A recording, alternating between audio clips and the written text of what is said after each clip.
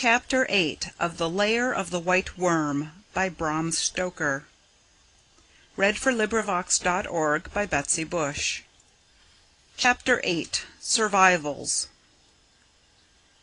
At breakfast, Sir Nathaniel noticed that Adam was put out about something, but he said nothing.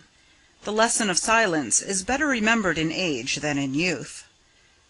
When they were both in the study, where Sir Nathaniel followed him, Adam at once began to tell his companion of what had happened. Sir Nathaniel looked graver and graver as the narration proceeded, and when Adam had stopped he remained silent for several minutes before speaking. "This is very grave. I have not formed any opinion yet, but it seems to me at first impression that this is worse than anything I had expected." "Why, sir?" said Adam. "Is the killing of a mongoose, no matter by whom, so serious a thing as all that?" His companion smoked on quietly for quite another few minutes before he spoke. "When I have properly thought it over, I may moderate my opinion, but in the meantime it seems to me that there is something dreadful behind all this, something that may affect all our lives, that may mean the issue of life or death to any of us."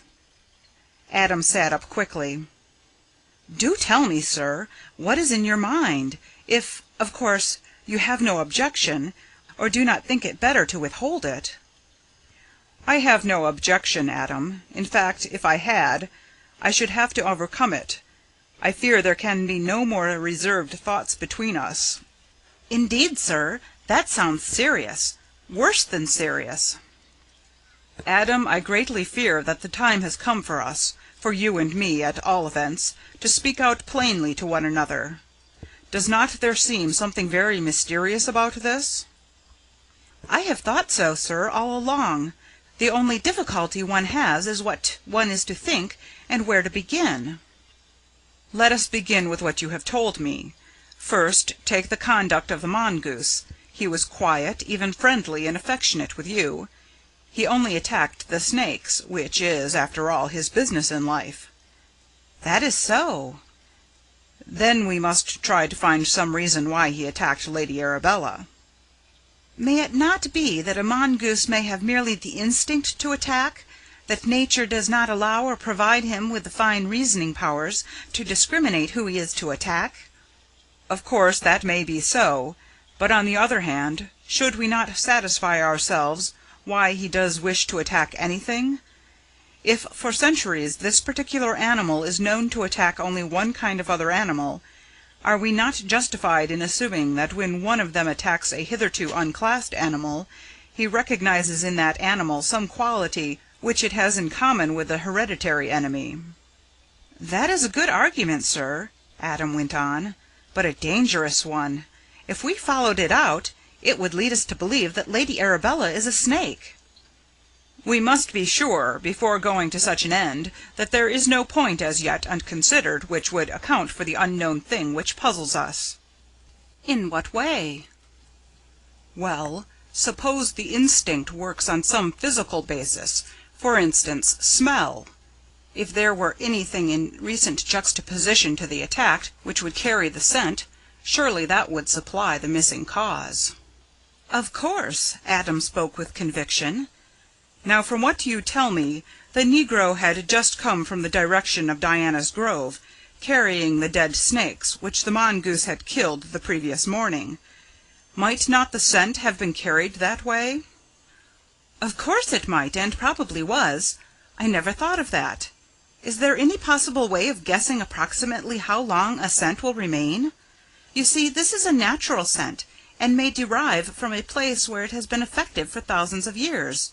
Then does a scent of any kind carry with it any form or quality of some kind, either good or evil? I ask you because one ancient name of the house lived in by the lady who was attacked by the mongoose was the Lair of the White Worm.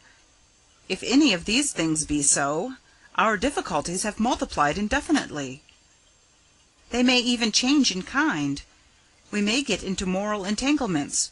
Before we know it, we may be in the midst of a struggle between good and evil." Sir Nathaniel smiled gravely. "With regard to the first question, so far as I know, There are no fixed periods for which a scent may be active. I think we may take it that that period does not run into thousands of years. As to whether any moral change accompanies a physical one, I can only say that I have met no proof of the fact. At the same time, we must remember that good and evil are terms so wide as to take in the whole scheme of creation, and all that is implied by them and by their mutual action and reaction. Generally, I would say that in the scheme of a first cause anything is possible. So long as the inherent forces or tendencies of any one thing are veiled from us, we must expect mystery. There's one other question on which I would like to ask your opinion. Suppose that there are any permanent forces appertaining to the past, what we might call survivals. Do these belong to good as well as to evil? For instance, if the scent of the primeval monster can so remain in proportion to the original strength, can the same be true of things of good import? Sir Nathaniel thought for a while before he answered. We must be careful not to confuse the physical and the moral. I can see that already you have switched on the moral entirely, so perhaps we had better follow it up first. On the side of the moral, we have certain justifications for belief in the utterances of revealed religion. For instance, the effectual fervent prayer of a righteous man availeth much, is altogether for good. We have nothing of a similar kind on the side of evil. But if we accept this dictum, we need have no more fear of mysteries. These become thenceforth merely obstacles. Adam suddenly changed to another phase of the subject. And now, sir, may I turn for a few minutes to purely practical things, or rather to matters of historical fact? Sir Nathaniel bowed acquiescence. We have already spoken of the history, so far as it is known, of some of the places round us, Castra Regis, Diana's Grove, and the Lair of the White Worm. I would like to ask if there is anything not necessarily of evil import about any of those places. Which? Asked Sir Nathaniel shrewdly. Well, for instance, this house and Mercy Farm. Here we turn, said Sir Nathaniel, to the other side, the light side of things. Let us take Mercy Farm first. When Augustine was sent by Pope Gregory to Christianize England in the time of the Romans, he was received and protected by Ethelbert, King of Kent, whose wife, daughter of Charibert, King of Paris, was a Christian, and did much for Augustine. She founded a nunnery in memory of Columba, which was named Sedes Misericordiae, the House of Mercy, and as the region was Mercian, the two names became involved. As Columba is the Latin for dove, the dove became a sort of signification of the nunnery. She seized on the idea and made the newly founded nunnery a house of doves. Someone sent her a freshly discovered dove, a sort of carrier, but which had in the white feathers of its head and neck the form of a religious cowl. The nunnery flourished for more than a century, when, in the time of Penda, who was the reactionary of heathendom, it fell into decay. In the meantime, the doves, protected by religious feelings, had increased mightily, and were known in all Catholic communities.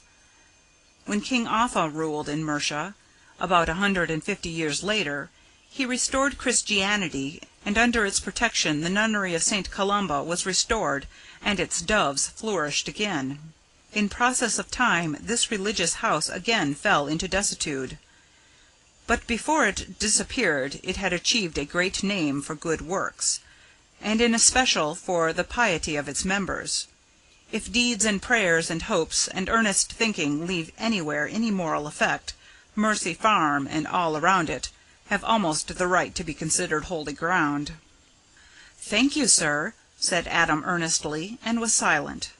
Sir Nathaniel understood. After lunch that day, Adam casually asked Sir Nathaniel to come for a walk with him. The keen-witted old diplomatist guessed that there must be some motive behind the suggestion, and he at once agreed. As soon as they were free from observation, Adam began. "I'm afraid, sir, that there is more going on in this neighbourhood than most people imagine. I was out this morning, and on the edge of the small wood I came upon the body of a child by the roadside. At first I thought she was dead, and while examining her I noticed on her neck some marks that looked like those of teeth." "Some wild dog, perhaps?" put in Sir Nathaniel. "Possibly, sir, though I think not. But listen to the rest of my news. I glanced round, and to my surprise I noticed something white moving among the trees. I placed the child down carefully and followed. I could not find any further traces, so I returned to the child and resumed my examination, and to my delight I discovered that she was still alive. I chafed her hands, and gradually she revived, but to my disappointment she remembered nothing, except that something had crept up quietly from behind and had gripped her round the throat. Then apparently she fainted." "Gripped her round the throat? Then it cannot have been a dog." "No, sir, that is my difficulty, and explains why I brought you out here, where we cannot possibly be overheard. You have noticed, of course, the peculiar sinuous way in which Lady Arabella moves. Well, I feel certain that the white thing that I saw in the wood was the mistress of Diana's Grove." "Good God, boy, be careful what you say." "Yes, sir, I fully realize the gravity of my accusation, but I feel convinced that the marks on the child's throat were human, and made by a woman." Adam's companion remained silent for some time, deep in thought. "Adam, my boy," he said at last, "this matter appears to me to be far more serious even than you think. It forces me to break confidence with my old friend, your uncle, but in order to spare him I must do so. For some time now things have been happening in this district that have been worrying him dreadfully. Several people have disappeared, without leaving the slightest trace. A dead child was found by the roadside, with no visible or ascertainable cause of death. Sheep and other animals have been found in the fields bleeding from open wounds. There have been other matters, many of them apparently trivial in themselves.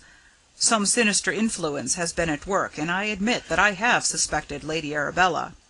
That is why I questioned you so closely about the mongoose and its strange attack upon Lady Arabella. You will think it strange that I should suspect the mistress of Diana's Grove, a beautiful woman of aristocratic birth. Let me explain. The family seat is near my own place, Doom Tower, and at one time I knew the family well. When still a young girl, Lady Arabella wandered into a small wood near her home, and did not return. She was found unconscious and in a high fever. The doctor said that she had received a poisonous bite, and the girl being at a delicate and critical age, the result was serious, so much so that she was not expected to recover. A great London physician came down, but could do nothing. Indeed, he said that the girl would not survive the night. All hope had been abandoned, when, in everyone's surprise, Lady Arabella made a sudden and startling recovery.